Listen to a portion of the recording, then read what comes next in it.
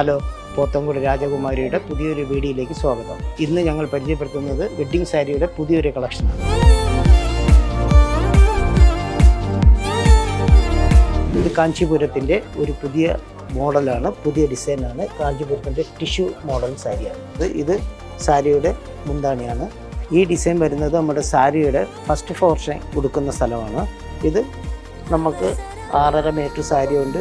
With blouse 5.5 sari പോയിട്ട് 1 metre നമുക്ക് കൃത്യമായിട്ട് ബ്ലൗസിന് ഇത് കിട്ടുന്നുണ്ട്.